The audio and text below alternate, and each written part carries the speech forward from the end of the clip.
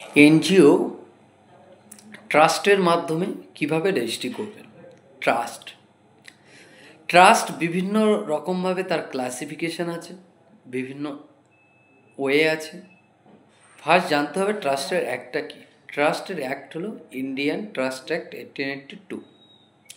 এই ট্রাস্টে আপনি কি করতে পারবেন, একটা প্রাইভেট ট্রাস্ট হয়, একটা পাবলিক ট্রাস্ট হয়, এবং সেই পাবলিক ট্রাস্টের মধ্যে বিভিন্ন কিছু হয়। চ্যারিটেবল ট্রাস্ট হয়, রিলিজিয়াস ট্রাস্ট হয়, এডুকেশনাল ট্রাস্ট হয়। তো বিভিন্ন পারপাসে ট্রাস্টটা ক্রিয়েট হয়। ট্রাস্টটা কে ক্রিয়েট করে? স্যাটেলর। স্যাটেলর মানে কে? যে উদ্যোক্তা বা ক্রিয়েটার বা founder, with the trustee member, যারা মেম্বার ট্রাস্ট বোর্ডে। সেই মেম্বারদের মধ্যে কেউ প্রেসিডেন্ট, কেউ সেক্রেটারি, কেউ ট্রেজারার, কেউ ভাইস প্রেসিডেন্ট, কেউ জয়েন্ট সেক্রেটারি, ট্রেজারার, এইরকমভাবে বিভিন্ন ডেজিগনেশন রেডি হয়। তো এখানে একটা গভর্নিং বডি বানাতে হয় বা অটোনোমাস বডি, যে বডিতে মিনিমাম 2 or 3 মেম্বার্স লাগছে। তাদের ডিজিগনেশান যদি দিতে চাই, বললাম প্রেসিডেন্ট, সেক্রেটারি, ট্রেজারার, এবং সাথে তারা স্যাটেলার ট্রাস্টি তো থাকছেই। এবারে তাদের ডকুমেন্টস কী কী লাগবে রেজিস্ট্রি করতে গেলে? যে মেম্বারগুলো থাকছে তারা Aadhaar card, PAN card, voter card, photo, এগুলো হলে হয়ে যাচ্ছে। এবারে অনেকের এরকম কোয়ারি থাকে কি, যে ফ্যামিলি মেম্বারের মধ্যে কেউ করতে পারবে না। হ্যাঁ, ফ্যামিলি মেম্বারের মধ্যে অবশ্যই করতে পারে। আবার অনেকে বলতে পারে, আমি গভর্নমেন্ট সার্ভিস করছি, আমি কি ট্রাস্টের মেম্বার হতে পারি? ইয়েস, আপনি গভর্নিং সার্ভিস করুন বা যাই সার্ভিস করুন, আপনি চাইলে আপনি পার্ট টাইম হিসেবে যে কোনো অর্গানাইজেশনের সাথে মেম্বার হয়ে আপনি চ্যারিটি করতেই পারেন, সেখানে কোনো সমস্যা নেই। কারণ ট্রাস্ট আপনি যেটা পারপাস করবেন সেটা হচ্ছে চ্যারিটি, কারণ আপনি এনজিও, নন গভর্নমেন্টাল অর্গানাইজেশন বা নন প্রফিট অর্গানাইজেশন, এনপিও, তো আপনি সেটা করতে পারবেন। এবার ট্রাস্টের একটা নাম লাগছে। এবার নামটা অনেকে বলছেন কীভাবে বুঝবো নামটা দেবে কি না। দেখুন, এখনকার টাইমে মনীষীদের নাম বা কাউন্সিল, বোর্ড, তারপর হচ্ছে কি ইন্ডিয়া, কলকাতা, এইরকম কিছু কিছু নামের প্রতি অনেকটা রেস্ট্রিকশন নিয়ে এসছে। তো সেরকম একটা ইউনিক নাম দেবেন, সেটা যেন কারোর কপি না হয়, বা আপনি যে নামটা চাইছেন চাইলে আপনি আমাদের থেকে ভেরিফাই করিয়ে নিতে পারেন বা অফিস থেকে ভেরিফাই করিয়ে নিতে পারেন। তো এই নাম দিতে হচ্ছে, এবং এটা একটা অফিস অ্যাড্রেস। এবার অফিস অ্যাড্রেস প্রুফ হিসাবে কি সেম ইলেকট্রিসিটি বিল বা রেন্টেড হলে রেন্ট এগ্রিমেন্ট, এই ডকুমেন্টসগুলো লাগে। তো এই ডকুমেন্টসগুলো সেটা আমরা ভেরিফাই করে দিই।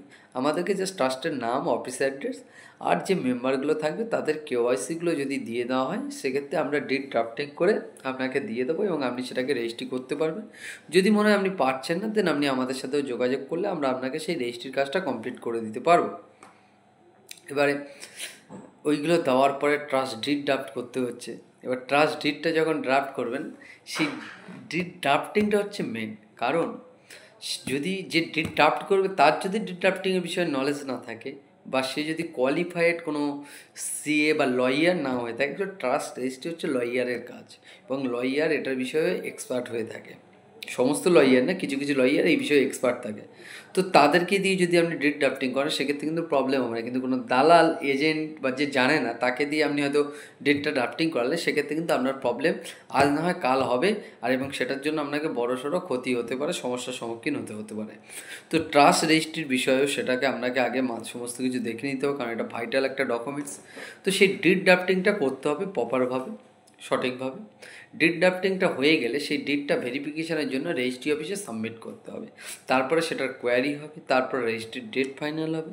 সেই ডেটে সমস্ত মেম্বাররা প্রেজেন্ট হবে, এবং সেই ডেটে প্রেজেন্ট হয়ে যাওয়ার পরে তাদের সেখানে সিগনেচার, থাম, ফটো তুলবে। তোলার পরে ফাইনালি রেজিস্ট্রি হয়ে যাবে, এবং রেজিস্ট্রেশন নাম্বার বা ডেট নাম্বার বেরিয়ে যাবে। এবার ট্রাস্টে অনেকে বলেন যে ট্রাস্টের রেজিস্ট্রেশন নাম্বার বা রেজিস্ট্রেশন সার্টিফিকেটটা কোনটা। দেখুন, ট্রাস্ট ডিডের অ্যাকচুয়ালি আলাদা করে কোনো রেজিস্ট্রেশন সার্টিফিকেট বা রেজিস্ট্রেশন নাম্বারটা হয় না। রেজিস্ট্রেশন নাম্বারটা, ওটা ডিড নাম্বার যেটা আছে সেটাকে রেজিস্ট্রেশন নাম্বার হয়। আর ডিডের পিছনে একটা সার্টিফিকেট অ্যাটাচ করে, যেখানে হচ্ছে কি সমস্ত কিছু লেখা থাকে, ওটা হচ্ছে কি সার্টিফিকেট হিসেবে অ্যাপ্লিকেবল হয়। তো ওই যে জিনিসটা নিয়ে এবার আপনি আপনার যে অ্যাক্টিভিটিস, সেই অ্যাক্টিভিটিসগুলো করতে পারবেন।